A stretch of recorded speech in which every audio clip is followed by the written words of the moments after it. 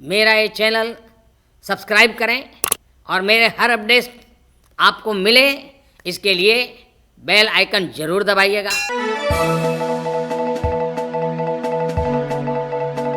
न्याय यात्रा कांग्रेस पार्टी की राहुल गांधी के नेतृत्व में बिहार में प्रवेश कर चुकी है, कितना असर डालेगी? मुझे नहीं पता, मैं तो जानते नहीं हूँ। तो अभी आए हैं, 2-4 दिन अपनी शायद उनकी यात्रा है, पूर्णिया कटिहार वाले एरिया में है।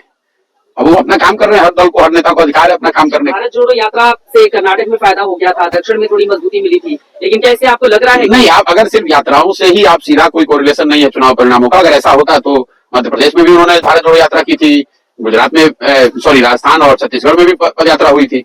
तो यात्राओं का सीधा चुनाव पर असर नहीं पड़ता है। यात्रा से, पब्लिक कॉन्टैक्ट से डेफिनेटली एज ए लीडर आपको कुछ फायदा हो सकता है, लेकिन चुनाव सिर्फ यात्रा और जन समर्थन का प्रतिफल नहीं है।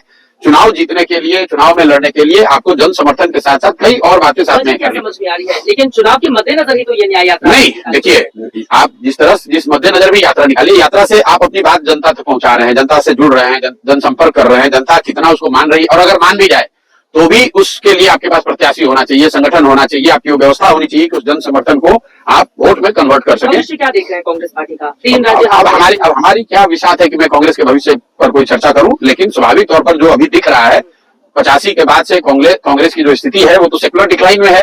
कांग्रेस इतनी बड़ी पार्टी होने के बाद भी लगातार घट रही है। अब देश में सिर्फ उनके 3 राज्यों में सरकार बची हुई है। निश्चित तौर पर उनके लिए कठिन समय है, कठिन दौर है, लेकिन मैं उन लोगों में से नहीं हूं जो ये मानता है कि कांग्रेस देश से खत्म हो जाएगी।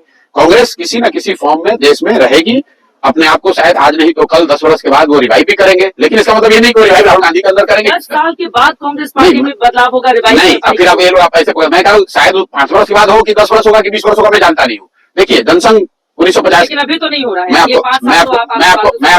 आपको एक उदाहरण देता हूँ। जनसंघ 1950 के दशक में बड़ा दल था, फिर उसका पराभव हुआ, फिर 80 में भाजपा बनी। तो 30 वर्ष तक जनसंघ और जनसंघ की विचारधारा से जुड़े हुए लोग जो राजनीति करते थे वो डोलड्रम में रहे, लेकिन वो विचारधारा खत्म नहीं हुई। भाजपा के तौर पर उसका पुनर्जन्म हुआ। उसको शुरुआती 5 साल में सफलता नहीं मिली। सुन तो लीजिए, भाजपा को 5 साल सफलता नहीं मिली, लेकिन 84 के बाद नया नेतृत्व, नई तरह का प्रयास, नए आंदोलन, नया जनसंपर्क, ये सबको मिलकर उनको सफलता मिली। फिर एक झटका लगा, दौर आया 10 वर्ष का, 2004 से लेकर अटल बिहारी वाजपेयी के बाद, जिसमें उनको सफलता नहीं मिली। फिर मोदी जी के दौर में आगे बढ़े। मैं आपको ये बताना चाह रहा हूँ कि जो ये राष्ट्रीय स्तर के दल है, जिनके 50 साल, 60 साल, 100 साल की लेगेसी है, वो एक दिन में ना बनते हैं ना एक दिन में खत्म होते हैं। ये दौर है, इसमें उठापटक चलती रहती है, उफान आता रहता है। कभी आपके पराभव के भी दिन हो सकते हैं। तब अभी लेकिन अच्छे दिन कांग्रेस के इतनी जल्दी नहीं आने वाले। नहीं आ सकते। इसलिए नहीं आ सकते हैं कि मतलब ये गिरावट भी बहुत लंबे समय में आई है, तो इससे उठने के लिए भी कांग्रेस को लंबा और बेहतर प्रयास करने की जरूरत है। ममता बनर्जी, उन्होंने कांग्रेस से अलग होकर चुनाव लड़ने की बात बंगाल में कर दी, तो ठीक किया बिल्कुल।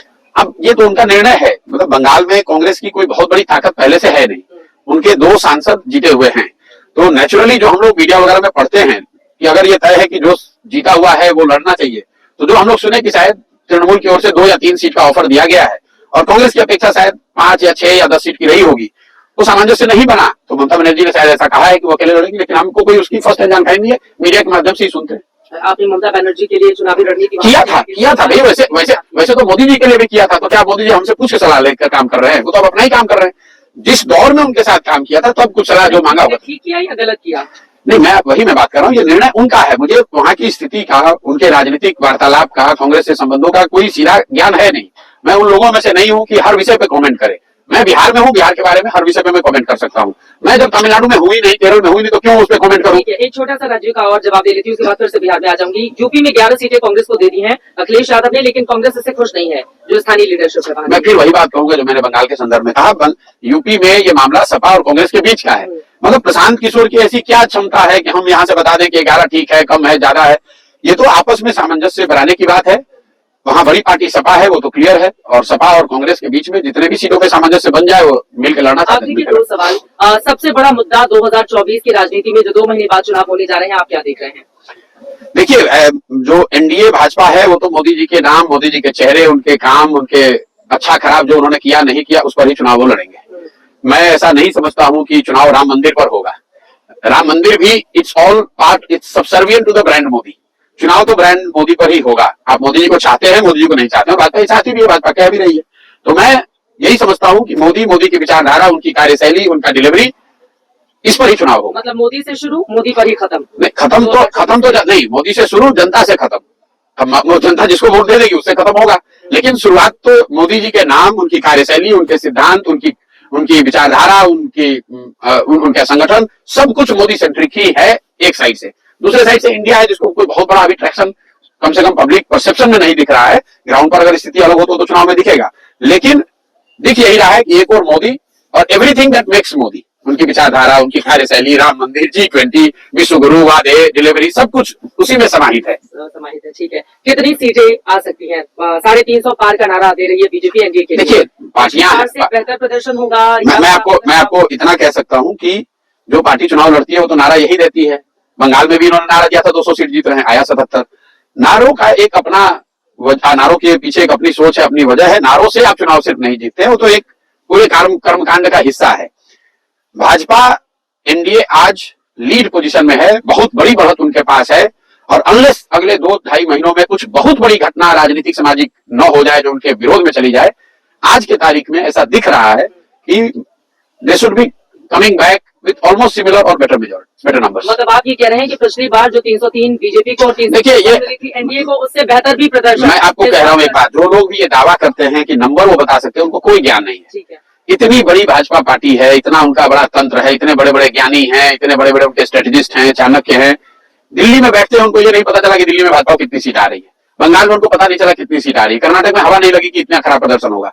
तो ये सिर्फ उनके लिए नहीं है, चाहे जो लोग भी हम लोग इस तरह की बात करते हैं, टीका टिप्पणी करते हैं, कौन जीतेगा कौन हारेगा, ये गेसवर्क है। लेकिन राह तो आसान है। मैं आपको बता रहा हूँ, ये गेसवर्क है। कोई नहीं जानता है सीट कितना आएगा, लेकिन हाँ, ये आप डायरेक्शनल चीज बता सकते हैं कि एज ऑफ नाउ, आज अगर चुनाव हो तो भाजपा एनडीए को बहुत बड़ी बढ़त दिख रही है।